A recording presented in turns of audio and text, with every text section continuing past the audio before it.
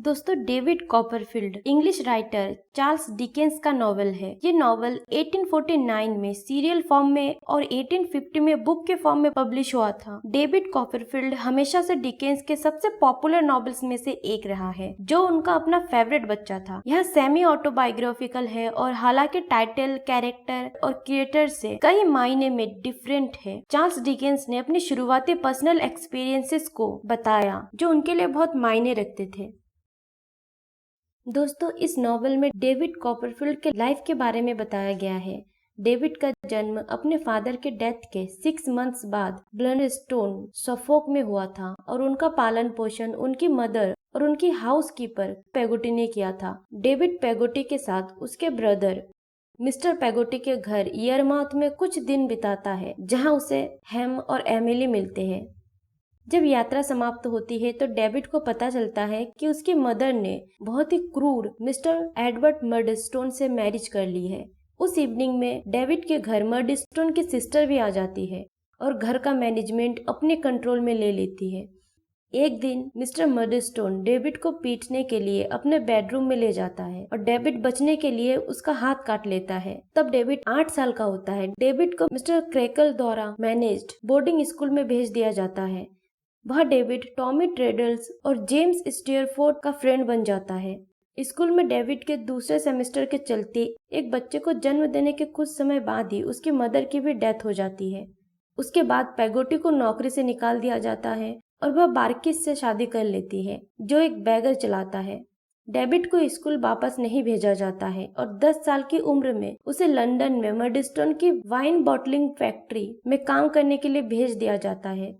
वह मिस्टर और मिसेस माइकावार के घर पर रहता है, जो एक लिबरल कपल है जो कॉन्स्टेंटली फाइनेंशियल डिजास्टर को फेस कर रहे हैं। बट कुछ टाइम बाद मिस्टर माइकावार को जेल में भेज दिया जाता है, जिसके बाद डेविड अपनी आंटी मिस बेट्सी ट्रॉटवुड को ढूंढने के लिए डोवर भाग जाता है। मिस बेट्सी डेविड को डॉक्टर स्ट्रॉन्ग के थ्रू मैनेज्ड स्कूल में भेजने और अपने बिजनेस मैनेजर मिस्टर विकफील्ड और उनकी डॉटर एग्नेस के साथ रहने की अरेंजमेंट कर देता है। मिस्टर विकफील्ड के लिए काम करने वाला एक टीनेज क्लर्क जिसका नाम उरिया हिप है। डेविड अपनी स्कूलिंग पूरी करने के बाद पेगोटी से मिलने जाता है। यरमाउथ के रास्ते में डेविड की मुलाकात स्टीयरफोर्थ से होता है और साथ में वे पेगोटी और मिस्टर पेगोटी से भी मिलते हैं। एमिली की हेम से एंगेजमेंट की अनाउंसमेंट की जाती है, लेकिन एमिली को स्टीयरफोर्थ में इंटरेस्ट है। दोस्तों, डेविड को मिस बेट्सी के एक आइडिया से एग्री होने के बाद कि उसे प्रॉक्टर बनना चाहिए, डेविड लंदन के स्पेनलो और जॉर्किंस के ऑफिस में काम शुरू करता है। वह स्टीयरफोर्थ के साथ अपनी दोस्ती बनाए रखता है। वह उरिया हिप से फिर से मिलता है, जो विकफील्ड का पार्टनर बनने वाला है और जो एग्नेस से शादी करने का इरादा रखता है। एक दिन स्पेनलो डेविड को अपने घर इनवाइट करता है और डेविड स्पेनलो की डॉटर डोरा को देख उसे लाइक करने लगता है। फिर दोस्तों, डेविड को पता चलता है कि वारकिंस मरने के कगार पर है, तो वह यरमाउथ लौटता है। वारकिंस के अंतिम संस्कार के बाद डेविड को पता चलता है कि एमिली स्टीयरफोर्थ के साथ भाग गई है और पेगोटी ने उसे खोजने की कसम खाई है। डेविड लंदन लौटता है और डोरा से एंगेज कर लेता है। मिस बेट्सी अनएक्सपेक्टेडली यह न्यूज लेकर आती है कि उरिया हिप की विकफील्ड के साथ पार्टनरशिप के चलते वह फाइनेंशियली बर्बाद हो गए हैं। अपनी इनकम को ग्रो करने के लिए डेविड डॉक्टर स्ट्रॉन्ग के लिए एक सेक्रेटरी के रूप में काम करना स्टार्ट कर देता है और टॉमी ट्रेडल्स के सजेशन पर वह न्यूज़पेपर्स के लिए पार्लियामेंट्री डिबेट्स पर रिपोर्ट करना शुरू कर देते हैं। बाद में वह फिक्शन भी लिखता है। उरिया हिप मिस्टर मिकॉवर को क्लर्क के रूप में काम पर रखता है।